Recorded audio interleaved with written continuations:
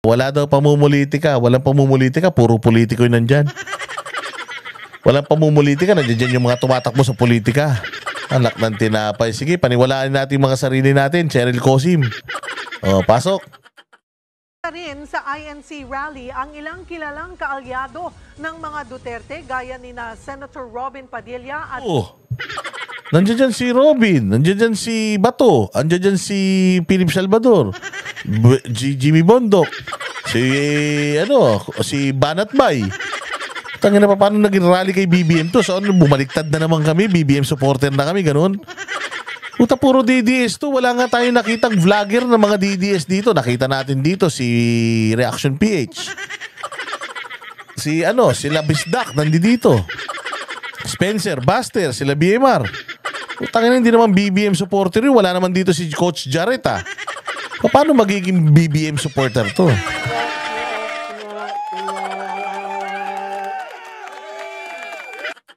Senator Ronald De La Rosa. May mensahe sila sa mga nasa likod ng impeachment laban kay Vice President Sara Duterte. Nasa frontline ng balitang yan, si Mayan Los Baños. Kandidato ng Iglesia ni Cristo at inendorso noong 2022 elections sa ilalim ng Uniteam. Kabilang daw yan sa dahilan kung bakit dumalo sa peace rally ng Iglesia ni Cristo si Senator Robin Padilla. Umaasa rin daw siya na dahil sa panawagang pagkakaisa, mabubuong muli ang Uniteam. Suportado ni Padilla ang panawagan mismo ni Pangulong Bongbong Marcos na hindi ito ang panahon para sa impeachment trial. Nandito po ako bilang isang Muslim. Ako po ay sumusuporta sa hakbangin na ito. Panahon na po para tigilan na po natin ang napakaagang politika. Kaya po 2025 pa lang nagkakaganito na tayo. Tahasan ding sinabi ni Padilla na oras ay akyat sa Senado ang impeachment laban kay VP Sara Duterte. Boboto siya kontra dito. Definitely. Opo, siguro naman po, napaka-plastic ko naman. Kung sasabihin ko po sa inyo, pag yan ay umakyat sa Senado, mag-iisip pa kayo kung ano iboboto ko. See? Ano impeachment dito? So, paano na yan? Hindi makakuha ng majority vote si VP Sara. Let's say, i-impeach siya ng Congress. I am sure, pagdating ng Senate, hindi siya i-impeach ng Senate.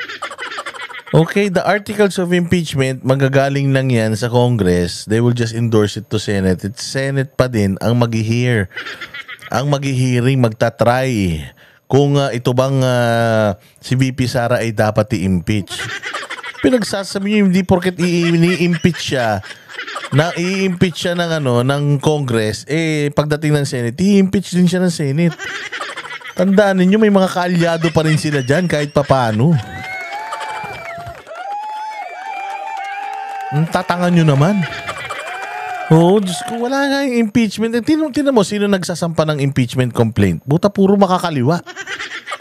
Walang matinong tao. Walang matinong mga organisasyon, tao, kung sino man ang nagsampa ng impeachment sa kanya. Puros makakaliwa.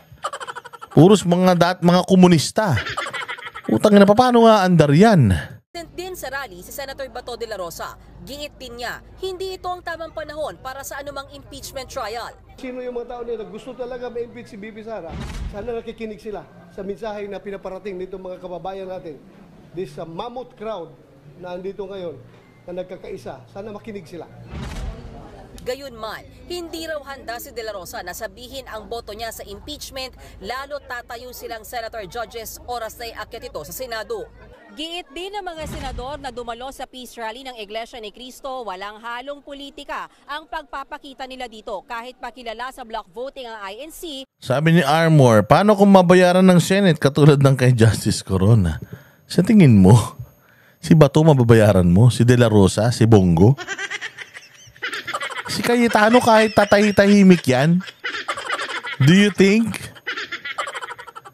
Yung babaeng Cayetano, madami pang mga kaalyado yun si Jinggoy. Hindi papayag yung mga yan. Ano ba kayo?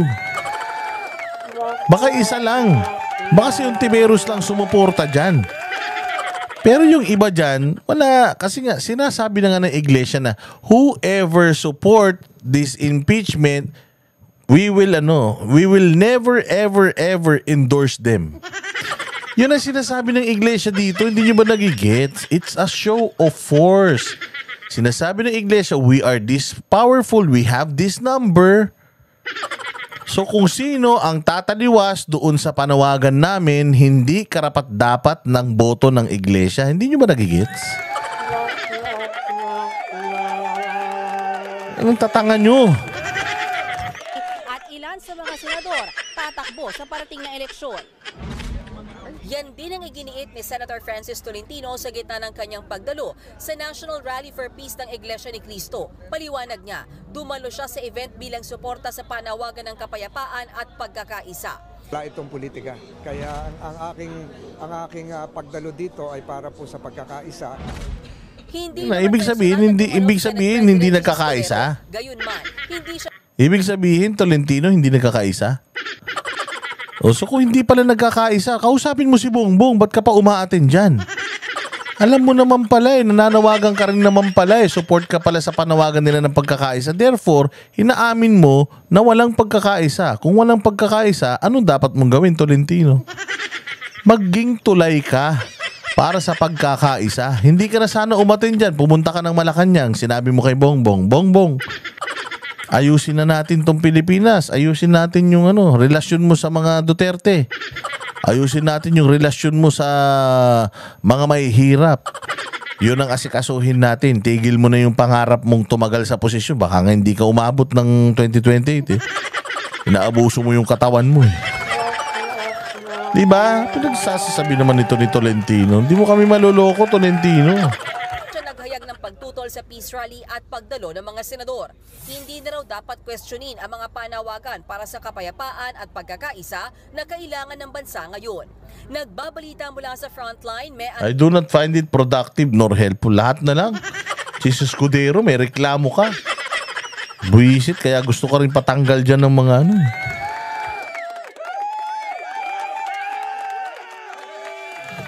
Nakaw, Diyos ko po, ay grabe talaga naman, umaati ka po ang mga balita.